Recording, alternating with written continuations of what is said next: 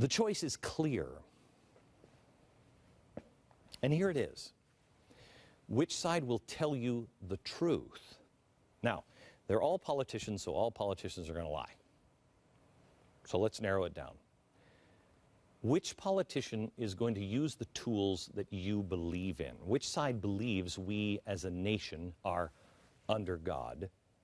And which side believes we as a nation are under government? That's your choice. And I beg you, please do not miss the warning signs, because the alarms are going off everywhere. And even if you don't believe in God, do not ignore the warning signs, because history shows us over and over and over again what happens when governments put themselves in the role of God, and it's not pretty. Usually ends like this. Here's a video that the DNC ran last night at the convention that set the tone. We are committed to all people. We do believe you can use government in a good way. Government's the only thing that we all belong to. We're in different churches, different clubs, but we're together as a part of our city or our county or our state and our nation. Really? I mean, it's a commercial for the government. Is this the America you grew up knowing? Or is this, when you imagine the future, is this the America that you imagine is going to be better? One where you are property of the federal government. You belong to the government. The common bond that holds us together is a government agency. Not freedom, justice, liberty, but the government. Mitt Romney tweeted right away last night, "We don't belong to the government belongs to us." This afternoon, Obama had an update. They distanced themselves from this video, said, there was the local Democrat, we didn't know anything about it. Really? You're so out of control? The first day, the first video, and you didn't even watch it in advance? Right. Americans grew up being taught that America belongs to we the people. It's the preamble of the Constitution of the United States. We the people. Not we the government. And it should put a little fear into you that speaker after speaker after speaker pinned America's hopes on government. I'm beginning to wonder if Abraham Lincoln would have actually been booed at the DNC convention last night. Of course he would have. He's a Republican, of course. Last night, if they played his immortal address at Gettysburg, "This nation under God shall have a new birth of freedom, and that the government of the people, by the people, and for the people shall not perish from this earth."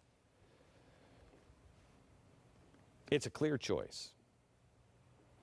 One of the other choices. Do you believe that this was a nation founded on the belief that all men are endowed by their Creator with certain inalienable rights? The president has left that part of this phrase out every time he says it. Last night was another clear indication that the government is the ultimate distributor and grantor of rights. And if you need something, come crawling to them.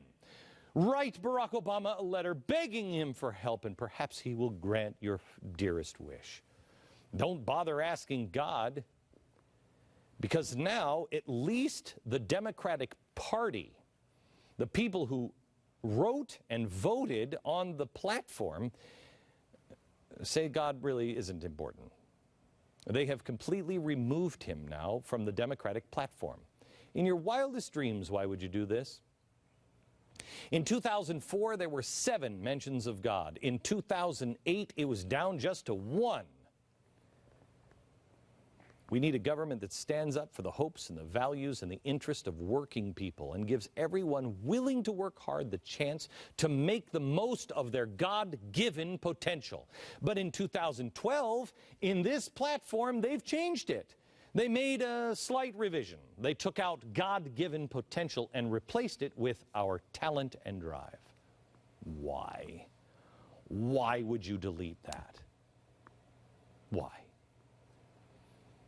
I mean, it is pretty hard to wildly cheer for abortion all night and then simultaneously give praise and thanks to a creator of all life, so maybe they were just trying to be consistent there. Give him 4 more years and our right to make our own personal decisions will be safe for another generation. On behalf of NARAL Pro-Choice America and our 1 million member activists, I am honored to be here to talk to you about what is at stake for women in 2012. NARAL. I mean, you can't get more extreme.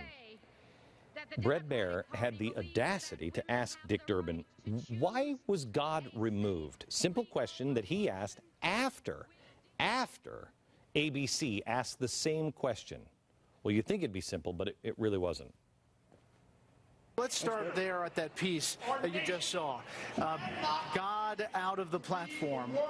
Why do that? Well, I could just basically tell you, if the narrative that is being presented on your station and through your channel and your network is that the Democrats are godless people, they ought to know better.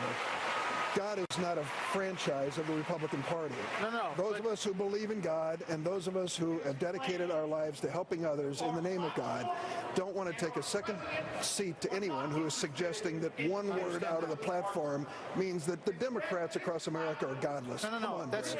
I don't think that that's what's being said. We're reporting what's in the platform. In 2008, God was mentioned once. In 2004, it was mentioned 7 times.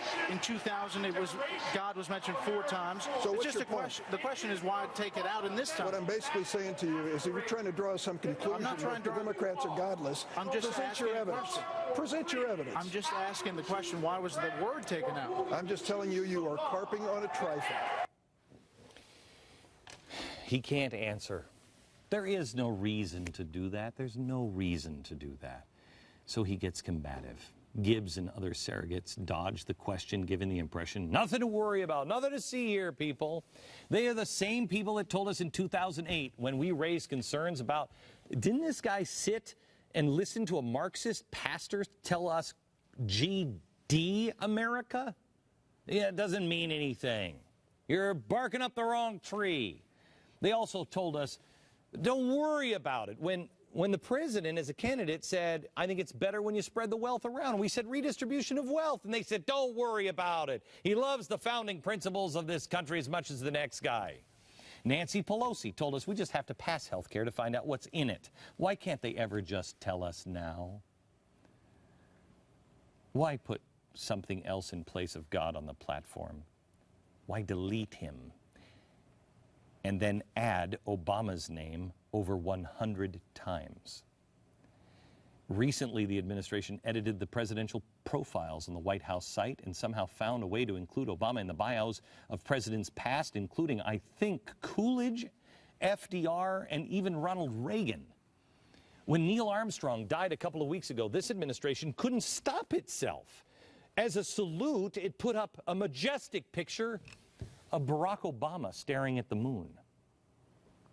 Mr. President, all of life does not revolve around you.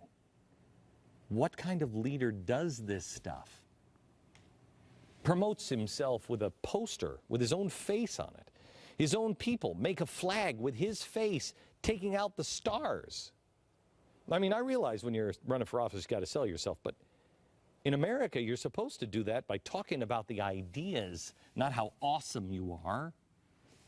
This is how they do it in North Korea.